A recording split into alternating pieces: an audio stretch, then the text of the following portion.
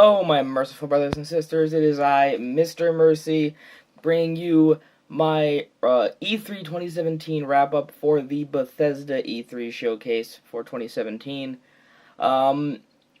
So, I mean, this is probably going to be a short video because the conference itself was short, but let's just jump right into everything that was talked about at the Bethesda E3 2017 showcase. So, we kicked it off with something that I kind of came up with the name for, but we started it with the My Daddy Works at Bethesda sizzle reel, which basically had short interviews with both Bethesda employees and their children of various ages, all the way from, like, toddlers to, kids in their teens. So it was very, very cute, and I really liked it. But it provided high hopes for the entire conference. I'm like, okay, they're kicking it off with this. This is really cool.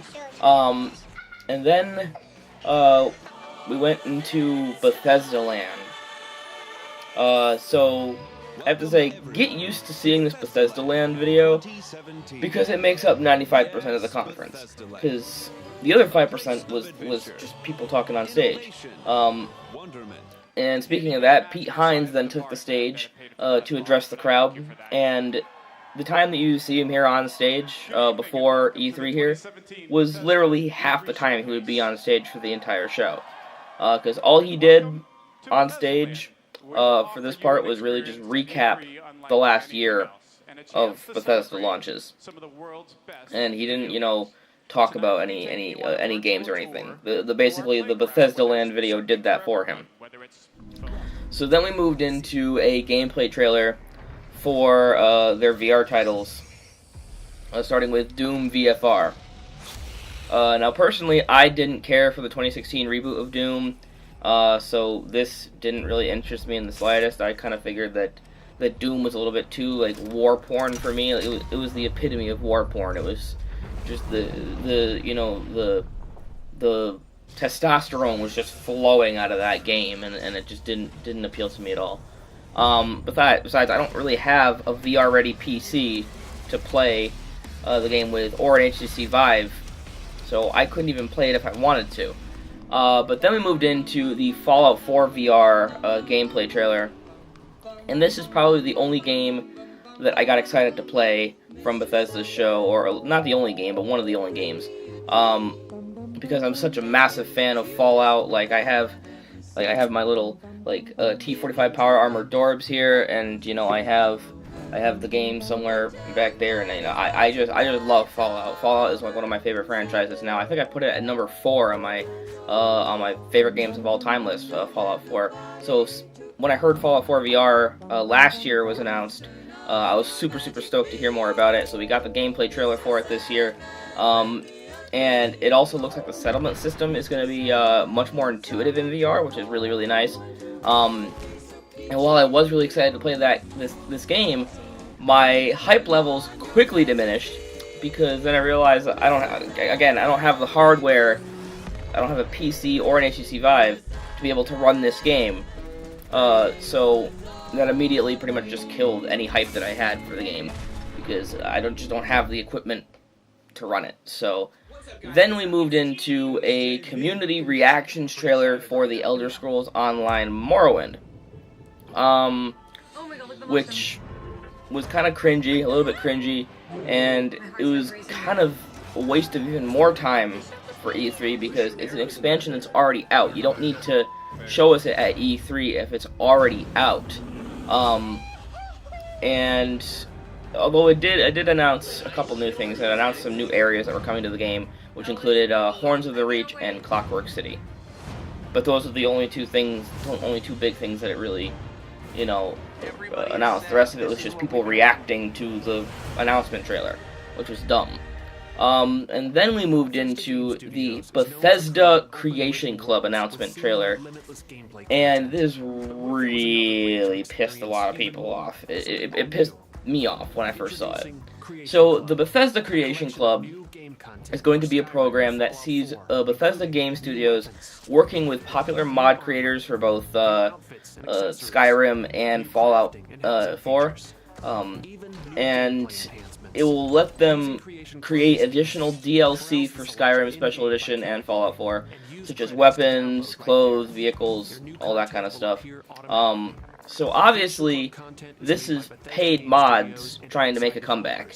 I know people have been calling them paid mods. However, it is worth pointing out a key difference between what Bethesda tried to do with paid mods before when they were doing it with Steam and what they're doing now with the Creation Club. There is a little bit of a difference.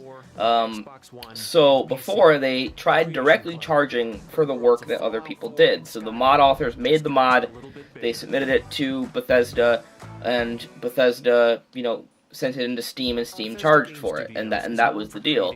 And if you somehow got a mod that didn't work with your system, or the mod caused conflict with another mod, well, tough shit, no refund for you. So the Bethesda Creation Club, on the other hand, has the mod authors pitching concepts to Bethesda and helping them kind of create the idea and design for the mod. I use air quotes because it's not really a mod in the traditional sense. But then Bethesda develops that after they have the concept and they have the design. Bethesda then develops it and codes it and actually makes the thing in-house at Bethesda Game Studios. And make sure it's polished, and make sure it runs well on all platforms. So it's going to be, for Xbox One, PS4, and PC.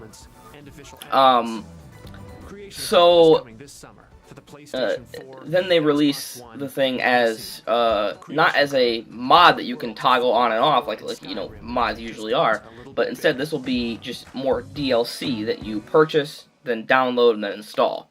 And then it's just on your game. So, is this better than what Bethesda tried to pull before? Yes. Does that make it a good program that respects the roots of the modding community? No. No, it does not. And we all know that this Bethesda Creation Club is just gonna fail miserably hard. And nobody's gonna want it, and we all know it's gonna be a total bomb. So, moving on, we went into the Elder Scrolls Legends, the Heroes of Skyrim expansion trailer, and this is something else that wasn't really all that surprising, because we knew that Legends was getting a new expansion soon, we just didn't know what it was. But then again, I don't think anybody really cared what it was, because Legends is pretty much just a shameless Hearthstone ripoff, clone, whatever you want to call it, and I don't know anyone that plays it, so... is this really making money for Bethesda? Because it seems to me like nobody cares.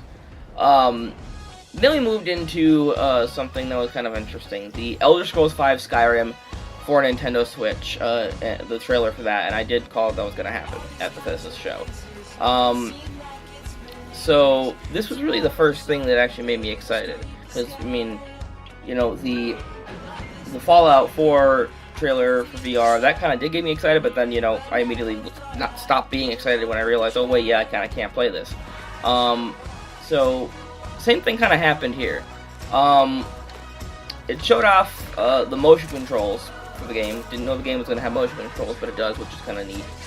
And also the thing that really excited a lot of people was that it's going to have amiibo functionality with the Legend of Zelda amiibos. So, if you scan, the one thing that they showed in the trailer is that if you scan the Link Breath of the Wild amiibo into Skyrim, you'll be able to get a Link costume for your protagonist in Skyrim to wear, complete with the Hylian shield and the Master Sword and all of that. So that was kind of neat.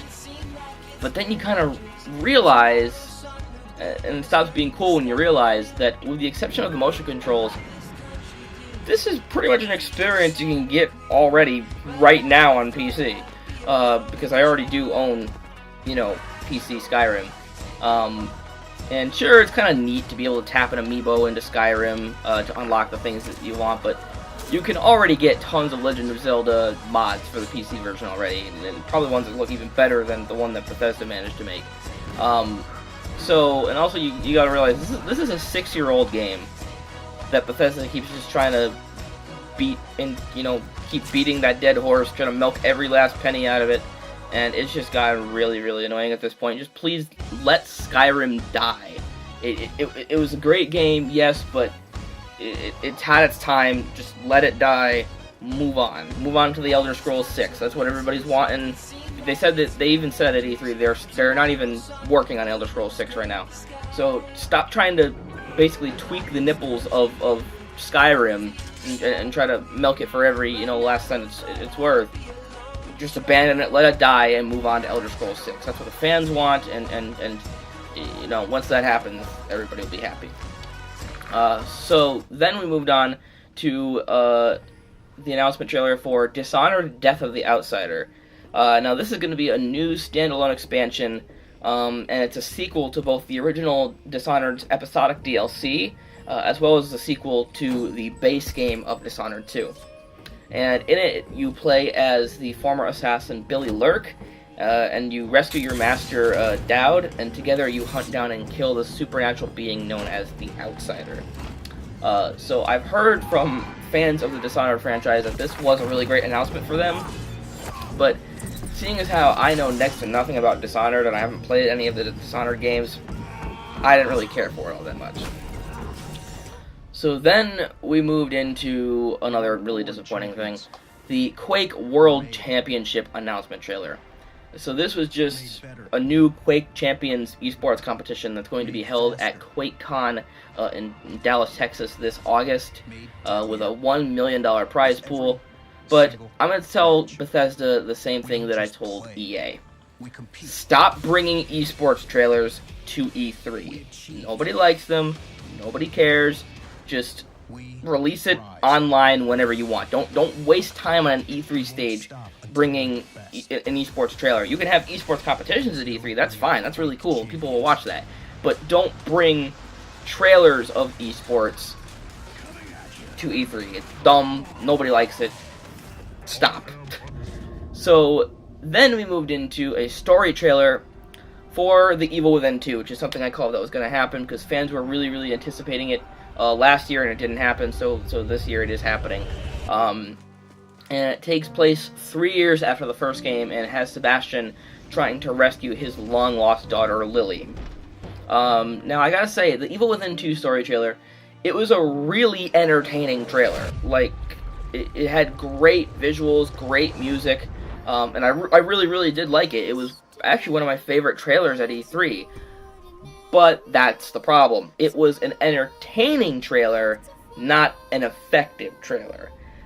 Because watching the trailer doesn't make me want to play Evil Within 2. I don't watch this trailer and think, oh wow, that's awesome, I gotta go out and get Evil Within 2 and play it.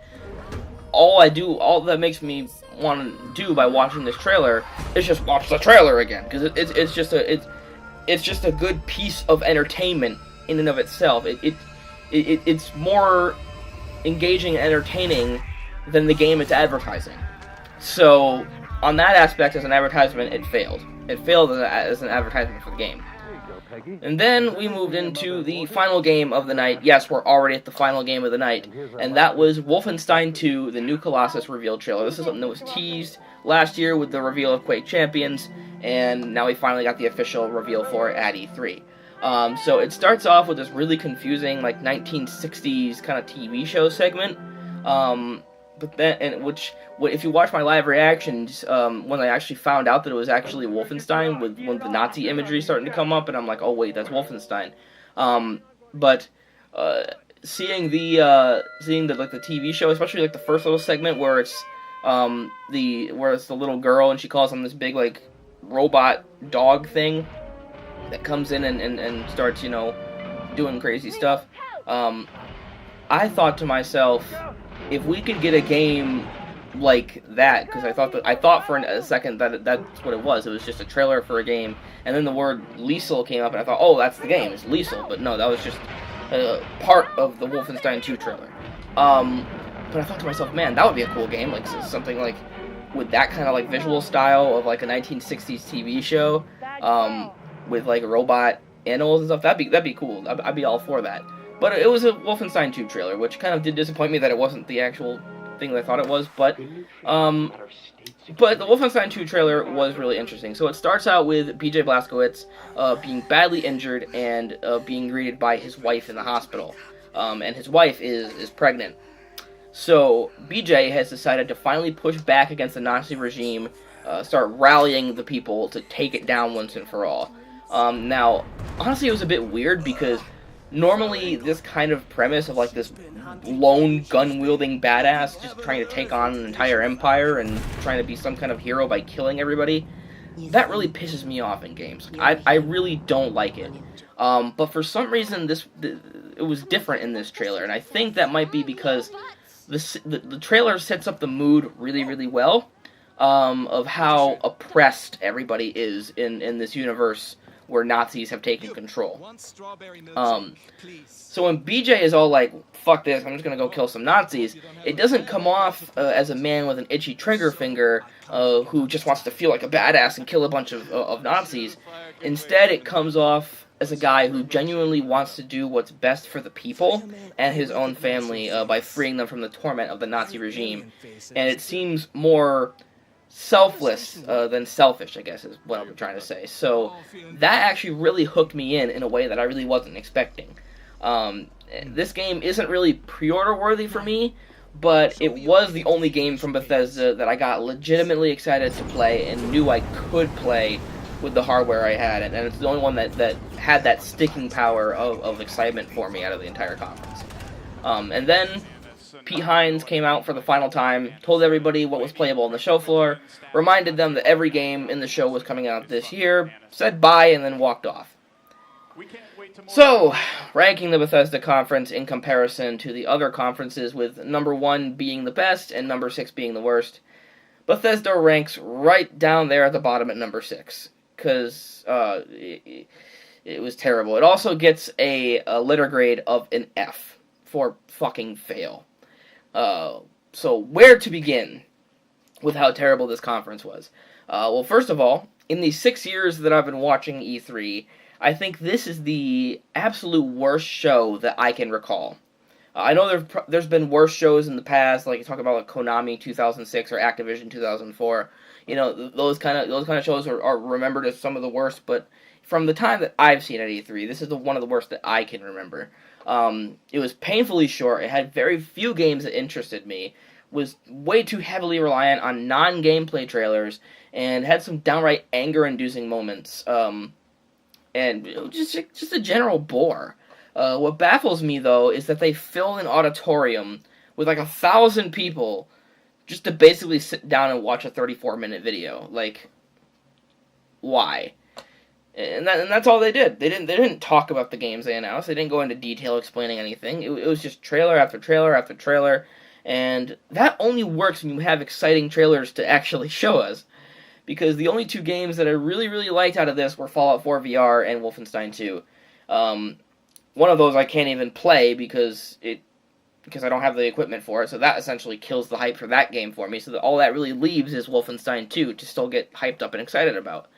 Although they do deserve props for focusing entirely on games coming out this year and not teasing us with like 2018 or 2019 releases. This was all 2017 releases, which is a good thing to do. But I still think it was a terrible waste of an E3 stage. If they had just kept all of this exactly the same, but did it kind of like online, similar to how Nintendo does their directs, without Pete Hines coming out on an actual stage, it probably wouldn't have pissed me off as much if it was some kind of like digital event.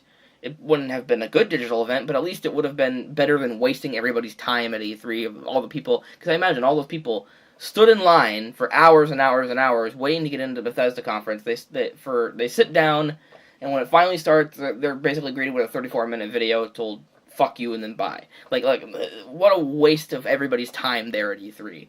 I think the reason why Bethesda was at E3 is that Bethesda felt pressured to come back to E3 after having been there for the past 2 years in a row and having really great, successful shows. Even though this time they didn't really have a lot to show us, I think that if they had saved some of these announcements for perhaps like QuakeCon or something, then I think it probably would have worked out much better for them, because E3 was not the place to do this. But that was all I had to say about the Bethesda conference. If you liked the video, leave a like. If you didn't, leave a dislike.